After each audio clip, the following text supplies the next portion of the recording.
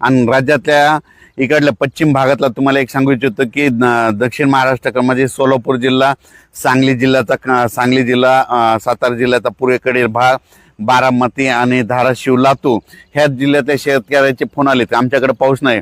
त्याच जिल्ह्यातल्या शेतकऱ्याला सांगू इच्छितो की तुमच्याकडे आज म्हणजे 27 तारखेला बऱ्याच भागामध्ये पाऊस येणार आहे. 28, 29, 30च्या दरम्यान आणखीन बराच भाग कव्हर होणार आहे. तुमच्याकडे चांगला पाऊस पडला आणि ईदभर ओलं झाली तर तुम्ही तुमचा पेरणीचा निर्णय घेऊ शकता. पण तुम्हाला एक सांगू इच्छितो, राज्यामध्ये मात्र जुलैच्या पहिल्या आठवड्यात काही ठिकाणी अति मुसळधार पाऊस पडणार आहे, अतिवृष्टी होणार आहे म्हणून हा अंदाज लक्षात घ्यायचा. मग ही अतिवृष्टी कोणत्या भागात होणार आहे तर राज्यात सर्वप्रथम सांगतो मुंबईकरांनी एक सगळ्यांना सांगू इच्छितो की तुम्ही काय करा, जुलैच्या पहिल्या आठवड्यामध्ये 1 जुलै ते 8 जुलैच्या दरम्यान तुम्ही स्वतःची काळजी घ्या. कारण की मुंबई, नाशिक, पुणे, त्याच्यानंतर अकोले, संगमनेर ह्या पट्ट्यामध्ये काय होणार आहे म्हणजे जवळपास 1 जुलै ते 8 जुलैच्या दरम्यान काही भागामध्ये अतिवृष्टी होणार आहे म्हणून हा अंदाज लक्षात घ्यायचा. ओढे नाले एक होतील आणि त्याच्यानंतर काय होईल, जे सकल भाग आहे त्या भागामध्ये पाणी साचणार आहे म्हणून तुम्ही तुमची काळजी घ्यायची म्हणून हे देखील सर्व शेतकऱ्यांना लक्षात घ्यायचं. उत्तर महाराष्ट्रातल्या शेतकऱ्याचे फोन आले आमच्याकडं नंदुरबार, धुळेकडं काही भागामध्ये वंचित आहे, काही ठिकाणी पाऊस नाही.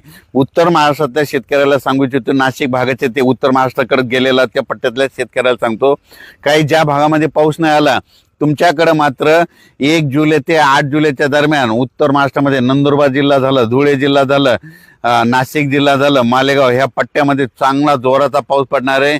इतका पाऊस पडेल की पहिल्या पावसामध्ये तुम्हाला त्या 8 दिवसाच्या तुमचे जे छोटे छोटे पाझर तयार पाण्याचे पिण्याचे पाणीचे तलाव आहेत ते मात्र त्या ह्याच्या सगळे ओव्हरफुल होऊन जातील म्हणून उत्तर महाराष्ट्रातल्या शेतकऱ्यांनी हा अंदाज लक्षात घ्यायचा.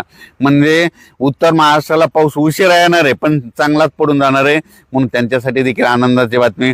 त्याच्यानंतर मालेगाव तालुका, नाशिक जिल्ह्यातला मालेगाव, त्याच्यानंतर निफाड, येवला, वैजापूर, गंगापूर, शिर्डी, राहता, कोपरगाव, त्याच्यानंतर संभाजीनगरचा फुलंब्री ह्या पट्ट्यातल्या शेतकऱ्याला सांगू इच्छितो की तुमच्याकडे देखील म्हणजे 1 जुलै ते 8 जुलैच्या दरम्यान काही ठिकाणी अतिमुसळधार पाऊस पडणार आहे म्हणून हा अंदाज तुम्ही ते देखील